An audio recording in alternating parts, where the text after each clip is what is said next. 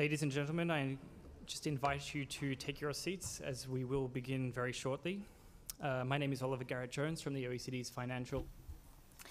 Bonjour et bienvenue à tous et toutes. Je travaille à la direction des finances de l'OCDE. Je vais intervenir régulièrement pendant cet après-midi et je vais commencer par vous souhaiter la bienvenue à cette table ronde inaugurale sur les marchés financiers mondiaux. Avant de démarrer, j'aimerais vous donner 3 points d'information. Nous avons un service d'interprétation pour la table ronde français-anglais. Vous avez des écouteurs que vous trouverez à l'entrée de la salle ou sur les côtés, le canal 1 et le canal français, canal 2, canal anglais et le canal 1, canal 2 et le canal français. Le casque audio se trouve à l'entrée et les 2 côtés de la salle.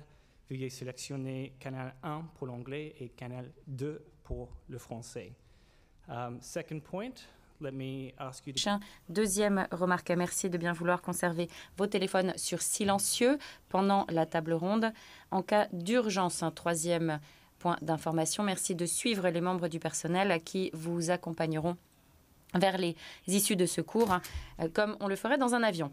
Je rappelle le format de cet après-midi. Il s'agit d'une table ronde. Nous aurons la possibilité d'échanger entre nous, d'échanger avec les personnes membres du panel lorsque nous passerons aux sessions de discussion un petit peu plus tard dans l'après-midi. Alors, nous n'avons pas de table assez grande à l'OCDE pour que 500 personnes y siègent, mais nous avons l'esprit de la table ronde dans cette salle, puisque des micros baladeurs seront à votre disposition si vous souhaitez intervenir. Mais nous allons commencer par le discours d'ouverture du secrétaire général de l'OCDE et le discours d'ouverture du président de la SEC états-unienne. Je commence par donner la parole à M. Mathias Cormann, secrétaire général de l'OCDE. Vous êtes invité à venir me rejoindre sur scène. Merci beaucoup. Je vous souhaite la bienvenue très chaleureuse, Monsieur Atkins, chers amis, chers collègues. Bienvenue à toutes et à tous à cette première table ronde très carrée consacrée aux marchés financiers mondiaux. Cette table ronde que nous avons vocation à organiser 2 fois par an à l'occasion de la Semaine des marchés financiers de l'OCDE est une plateforme qui permet le dialogue entre responsables politiques, autorités de réglementation et participants aux marchés financiers. Vos discussions ici cet après-midi porteront sur la manière de libérer une meilleure compétitivité et meilleur potentiel de croissance par le biais des marchés financiers plus dynamiques. Nous faisons face aujourd'hui à des difficultés dans les perspectives économiques, tensions géopolitiques, tensions liées au marché, au commerce international. Tout ceci affaiblit la confiance des consommateurs et des ménages et des entreprises et les perspectives s'amoindrissent. Alors que nous devons naviguer ces eaux troubles et restaurer la certitude et la confiance dans le système politique, nous devons également redynamiser les perspectives de croissance à long terme de nos économies qui ont connu trop de faiblesses ces 20 dernières années. La croissance potentielle du PIB par habitant pour l'OCDE cette année, donc en excluant les fluctuations des cycles de marché, est estimé à 1,3%, alors que c'était 2% dans les années 90. Un des principaux facteurs de cette tendance, c'est la baisse très forte de l'investissement tant public que privé depuis la crise financière mondiale de 2008.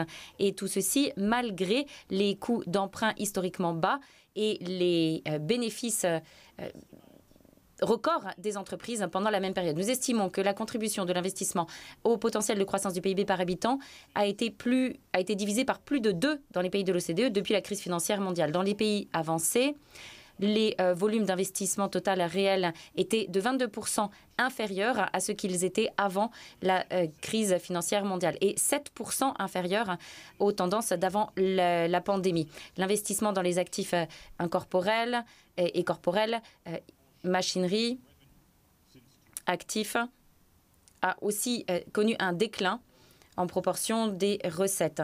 Pour satisfaire les besoins croissants, la pression budgétaire croissante causée par les besoins de financement liés aux défenses militaires, dépenses d'infrastructures, vieillissement de la population, adoption des nouvelles technologies et atteinte des objectifs climatiques, nous devons trouver de nouvelles trajectoires pour corriger les faiblesses structurelles des marchés financiers. Nous devons réformer le fonctionnement des marchés et des entreprises pour favoriser la productivité et les investissements qui vont tirer celles-ci vers le haut. Encourager les entreprises à réinvestir dans leur activité plutôt que de racheter leurs achats leurs actions auprès des actionnaires.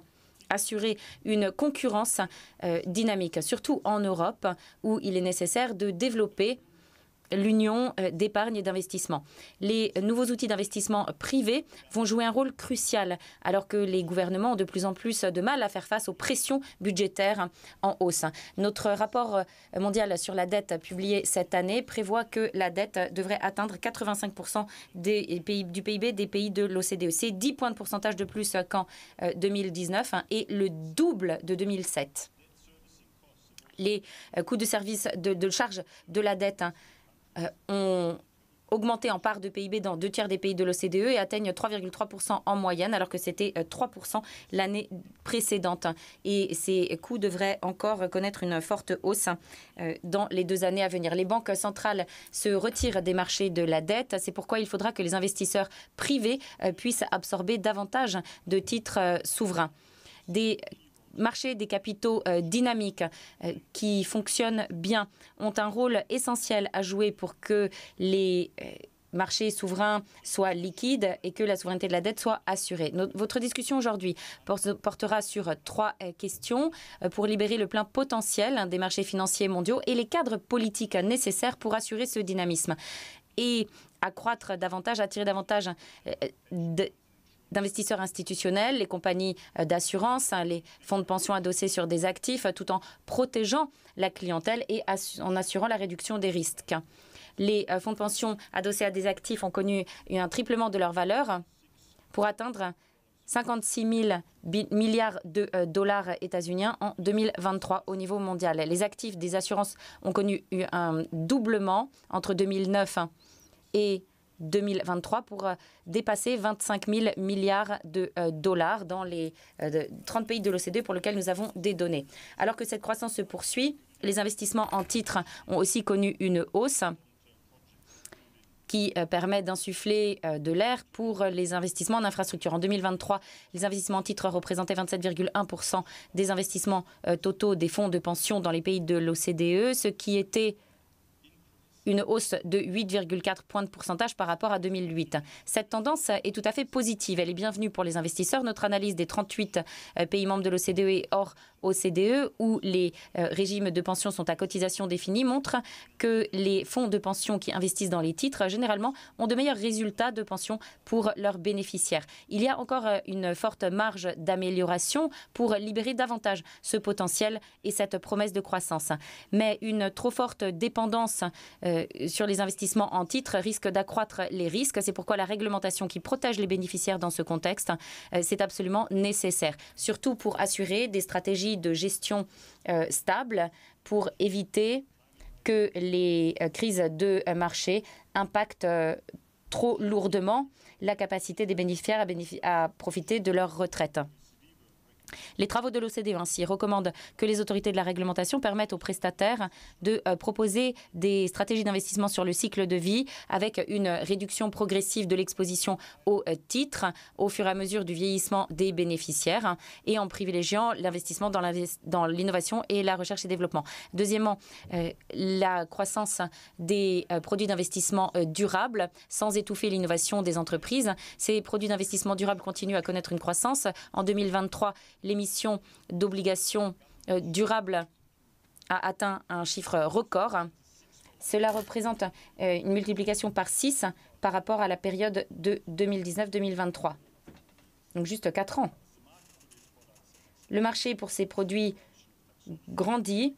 Il y a de plus en plus de typologies et de normes qui rendent très difficile l'évaluation par les investisseurs du vrai caractère durable ou non des produits d'investissement. Ceci alourdit les charges et les responsabilités administratives des acteurs du secteur, ce qui ralentit le déploiement de ces produits sur le marché. Aujourd'hui, nous allons parler du rôle des intermédiaires de marché, leur capacité à avoir accès aux informations leur permettant de prendre les bonnes décisions en évitant le greenwashing et en n'accroissant pas la lourdeur administrative portant sur ces évaluations. Enfin, l'usage de l'intelligence artificielle dans la finance, tout en protégeant les intérêts des marchés et des consommateurs.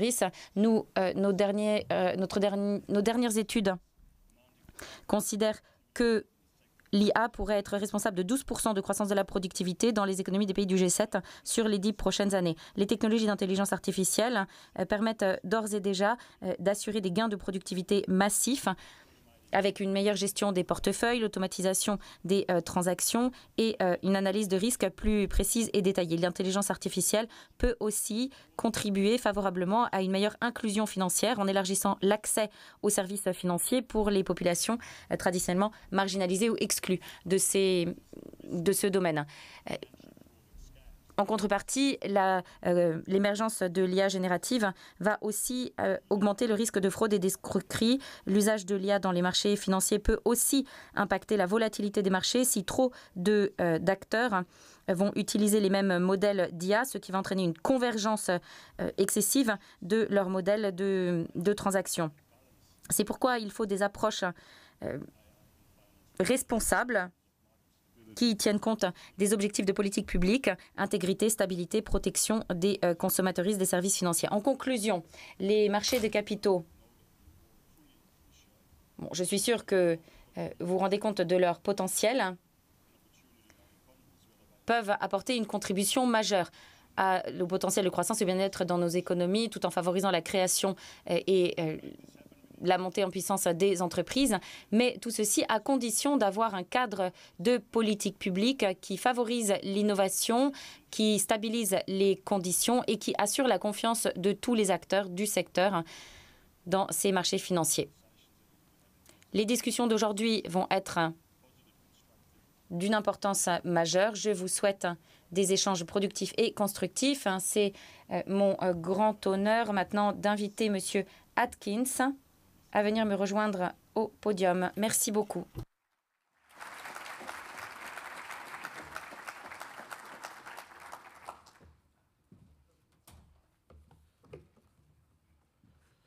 Well, thank you very much. Merci beaucoup. Bonjour à toutes et à tous. Je vais commencer par vous remercier, vous, Monsieur le Secrétaire général, pour vos paroles d'introduction très aimables. Et je remercie aussi Carmine de m'avoir invité à participer à cette table ronde inaugurale. Merci aussi d'avoir organisé ce dialogue d'une grande actualité sur la manière dont nous pouvons travailler de concert pour encourager la concurrence sur les marchés financiers mondiaux et promouvoir la croissance économique dans toutes nos juridictions. Je sais que chacune d'entre vous est engagé en faveur de ces objectifs. En témoigne votre présence massive aujourd'hui. La salle est bien pleine et c'est un grand plaisir pour moi d'être parmi vous aujourd'hui, surtout alors qu'à la SEC aux États-Unis, nous retrouvons notre mandat essentiel de protection des investisseurs, assurer des marchés justes, en bon fonctionnement et en bon ordre, et faciliter la formation de capital. Avant de procéder, je suis sûre que vous comprendrez que le point de vue que j'exprime ici sont les miens personnels et ne reflètent pas nécessairement le point de vue de la Securities and Exchange Commission en tant qu'institution ou de mes collègues. À la fin des années 80, alors que j'étais jeune juriste, au bureau de Paris d'un cabinet new-yorkais, je me familiarisais avec les difficultés et les détails du fonctionnement des marchés financiers français. Plusieurs décennies plus tard, mon expérience à la SEC m'a bien fait comprendre que les principes que nous valorisons aux États-Unis, notamment la puissance de la liberté d'entreprendre et la vigueur des marchés des capitaux, sont des principes qui sont souvent partagés à l'étranger. Et c'est dans cet esprit de partage que je me félicite de participer à cette discussion sur la croissance dans nos économies respectives. Le sujet de la coopération entre les États-Unis et l'Europe est un sujet qui me fascine depuis de longues années. Je me souviens qu'en amont du Big Bang de 1992, alors que j'étais encore basée à Paris, lorsque le marché unique européen a émergé et que de fortes promesses se sont concrétisées. Celles et ceux d'entre nous qui étaient ici à l'époque étions enthousiastes de voir la constitution de ce marché européen en faveur des forces libres de concurrence du marché, des forces qui aujourd'hui intéressent de plus en plus l'Europe, notamment pour la constitution de l'Union d'investissement et d'épargne, entre autres initiatives. Dans le même temps, un engagement au-delà du nouveau marché européen est resté toujours important, alors même que l'Europe approfondissait ses liens en interne. Des nations souveraines fortes, telles que les États-Unis, doivent continuer à travailler de manière constructive avec le reste du monde, de manière à promouvoir notre propre prospérité. Ces priorités se traduisent dans nos activités visant à attirer davantage d'entreprises étrangères pour investir sur les marchés états-uniens, ouvrir des nouvelles opportunités d'investissement, tout en s'assurant que les États-Unis et les entreprises étrangères que les entreprises états-uniennes et étrangères voient leurs investissements protégés et que les règles du jeu sont équitables. La taille des marchés des capitaux états-uniens reste très attrayante pour les entreprises nationales qui bénéficient de leur participation, une meilleure valorisation, davantage de liquidités, accès au capital états-unien, une meilleure publicité et diffusion d'informations.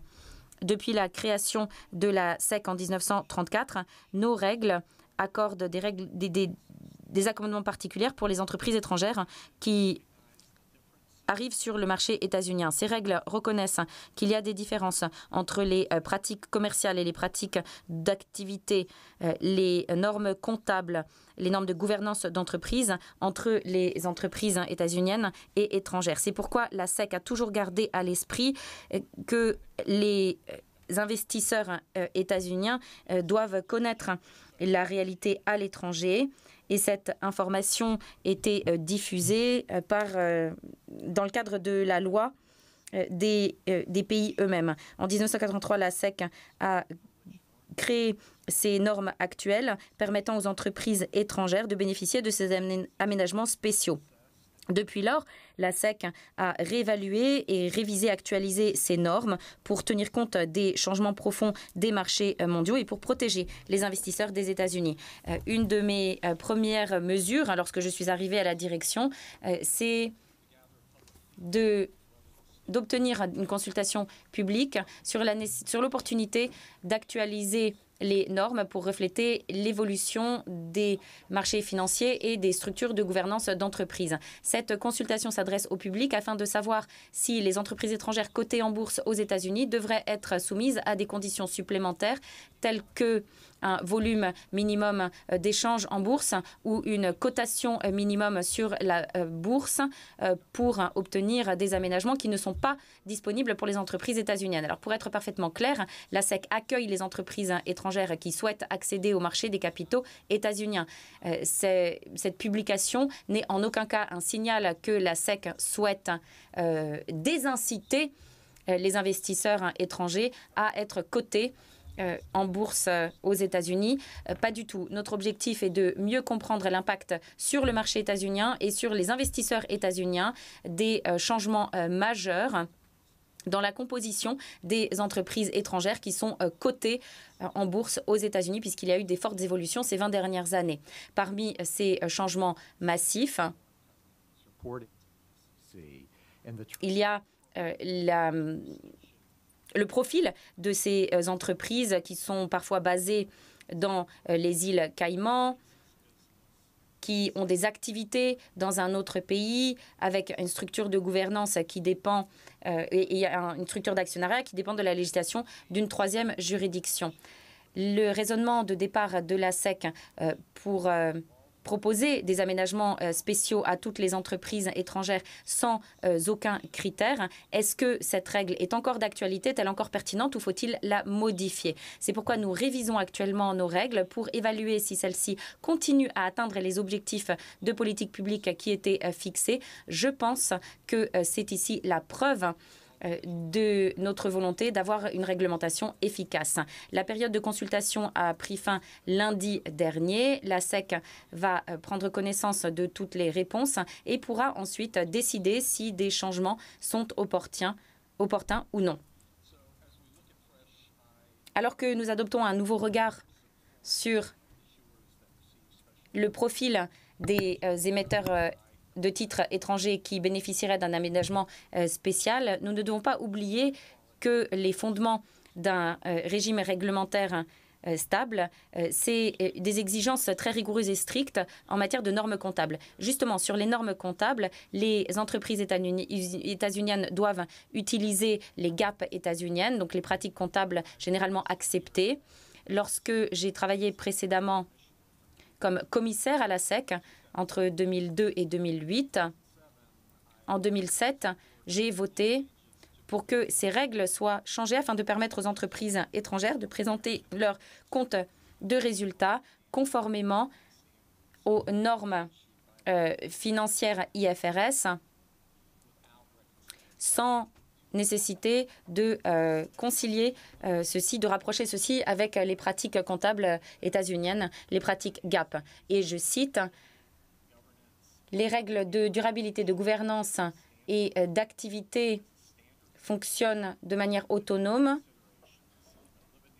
et couvrent des considérations permettant d'éviter cette exigence de rapprochement afin que tant que l'IASB continue à élaborer des normes reconnues, rigoureuses et strictes. La SEC a noté notamment la capacité de la fondation IASC qui a précédé l'IFRS actuel à obtenir un financement stable pour les travaux de l'IASB.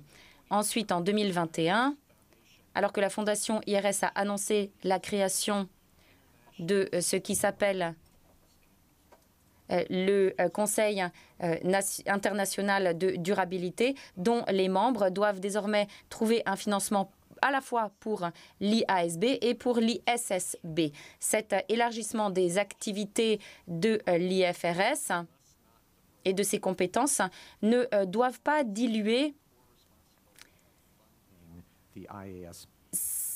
sa priorité liée au financement durable de l'IASB. L'IASB, en contrepartie, doit faire la promotion de normes comptables d'excellente qualité dont la seule priorité doit être le reporting financier rigoureux et non comme outil instrumentalisé pour des priorités politiques ou sociales. Un reporting financier strict et rigoureux est nécessaire pour appuyer des décisions d'investissement raisonnables. Nous souhaitons tous et toutes que l'IASB soit pleinement financier, qu'il fonctionne bien et j'invite la Fondation IFRS à se rappeler que sa priorité est de trouver un financement durable et viable pour l'IASB et de remettre l'accent sur les normes comptables plutôt que d'instaurer des préoccupations douteuse et excessivement politique. Si l'IASB n'est pas financé de manière stable, alors cette décision de 2007 permettant à la SEC d'éviter que les entreprises étrangères soient soumises aux pratiques comptables états-uniennes risque d'être remise en cause. Les normes comptables d'excellente qualité s'inscrivent aussi dans une réglementation qui se fonde sur la capacité financière, signifie que les exigences de publication et de transparence, les normes en matière de gouvernance d'entreprise et toute autre réglementation ont vocation à défendre les intérêts des investisseurs, puisqu'après tout, ce sont les investisseurs qui vont fournir le capital pour le marché des produits, des services et pour la création d'emplois par les entreprises. Par comparaison, un régime réglementaire qui se fonderait sur d'autres principes indépendants des capacités de financement reste trop abstrait. Dans l'Union européenne, deux lois récentes, la directive sur les rapports de la durabilité d'entreprise et sur le devoir de diligence de durabilité, ces deux textes de loi promeuvent une autre approche réglementaire et imposent des nouvelles exigences aux entreprises états-uniennes opérant dans le territoire de l'Union européenne. J'ai beaucoup de doutes concernant l'efficacité de ces lois qui pèsent très lourd sur les entreprises états-uniennes, qui vont répercuter leurs coûts sur les investisseurs et sur les consommateurs et consommatrices des États-Unis. Alors, je suis rassurée par l'engagement de l'Union européenne que ces lois n'ont pas vocation à peser trop lourdement et à ralentir les capacités d'échange et de commerce internationaux, mais il reste encore à s'assurer que les régimes réglementaires continuent à se concentrer sur des principes solides liés aux capacités financières plutôt que sur ce principe de double matérialité encore beaucoup trop théorique et abstrait. Alors que l'Europe souhaite renforcer ses marchés des capitaux en se rendant plus attrayante pour les investisseurs et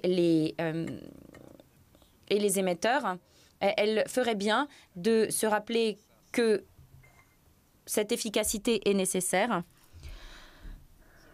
plutôt que d'utiliser d'autres pistes. Alors que nous devons renforcer la confiance et le dynamisme des marchés des capitaux, que ce soit en Europe ou dans nos juridictions, nous devons pleinement profiter du potentiel des actifs numériques. Comme je l'ai dit précédemment dans mon intervention, à la fin des années 90, alors que je travaillais à seulement 4 km d'ici, à la Concorde, à l'époque, j'aurais eu du mal à m'imaginer revenir ici à Paris pour parler de nouvelles technologies, notamment des nouvelles technologies auxquelles nous n'avions même pas accès, auxquelles nous souhaitions résister et qui désormais sont largement diffusées dans l'univers de la finance mondiale. Alors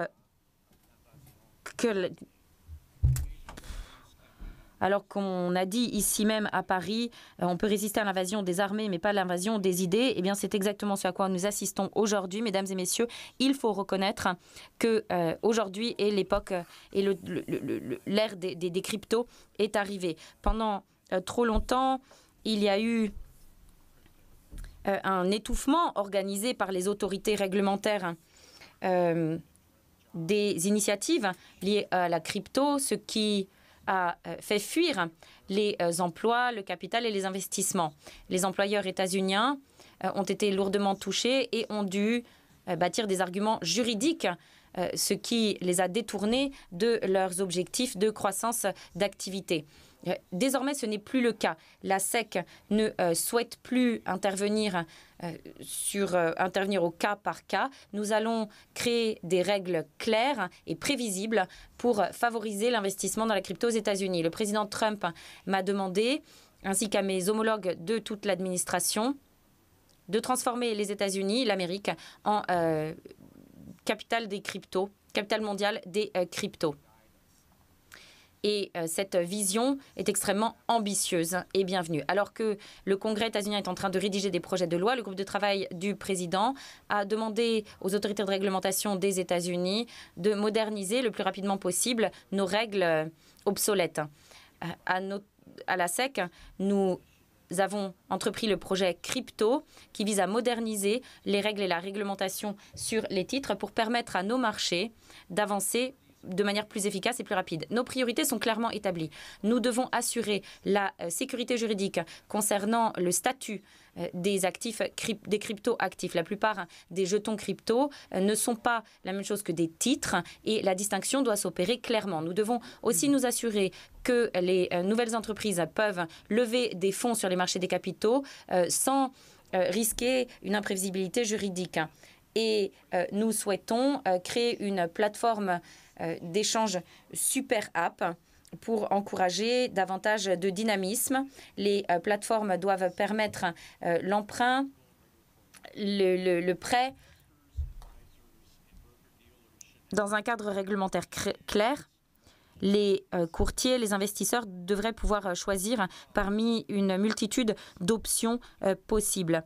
Alors que nous travaillons dans le cadre du rapport du groupe de travail de la présidence. Nous sommes en contact avec d'autres agences pour que cette plateforme d'échange des crypto-actifs, que ceux-ci soient considérés comme des titres ou non, que nous puissions mettre en place différentes formes de transactions avec la même réglementation. Je pense que les autorités de réglementation devraient se contenter d'appliquer les réglementations minimum pour protéger les investisseurs, mais surtout ne pas aller au-delà. Nous ne devrions pas surcharger de lourdeurs administratives et réglementaires les entreprises. En libérant la concurrence entre les différents produits, nous pourrons faire en sorte que les entreprises américaines puissent concourir dans des conditions d'équité au niveau mondial.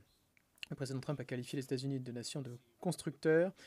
Sous ma présidence, nous encouragerons ces constructeurs, nous ne les étoufferons pas sous une pile de procédures administratives. Notre objectif est de créer un âge d'or d'innovation sur le sol américain, que cela soit par des livres d'actions tokenisés ou bien grâce à de nouvelles catégories d'actifs.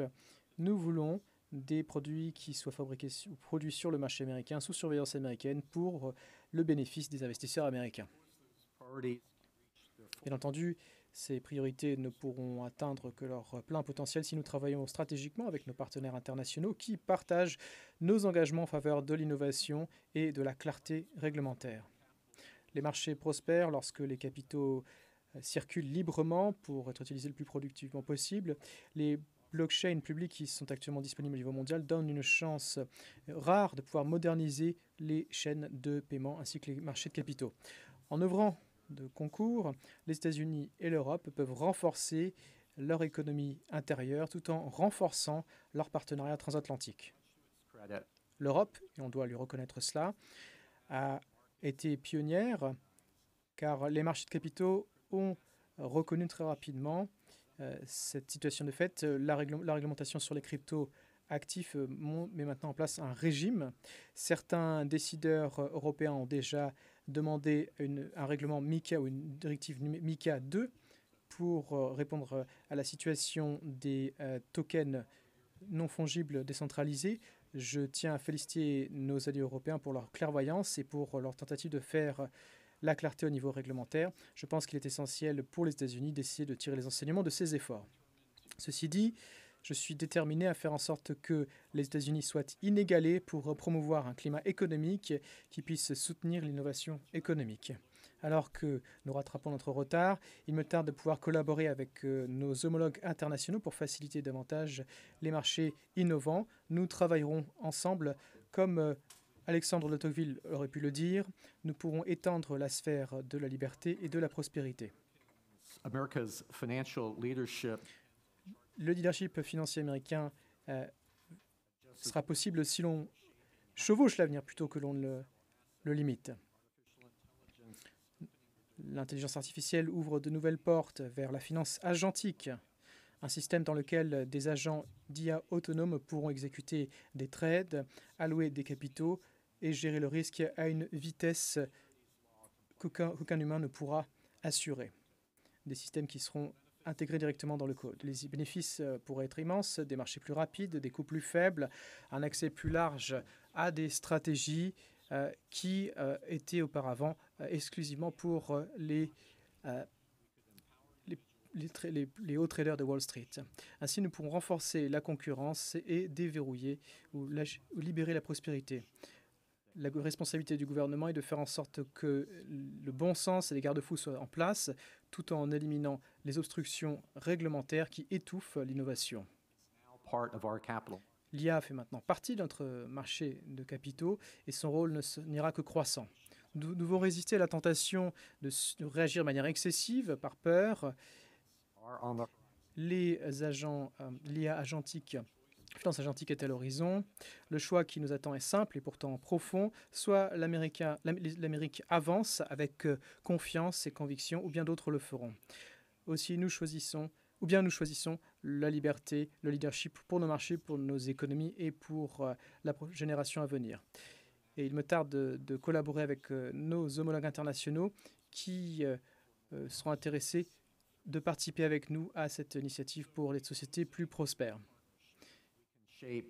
Alors en conclusion, je dirais que grâce à votre partenariat, nous pourrons créer des sociétés nous aurons des marchés qui pourront, les réglementations pourront protéger les investisseurs tout en laissant une vraie marge de manœuvre pour que les innovateurs et les entrepreneurs puissent prospérer.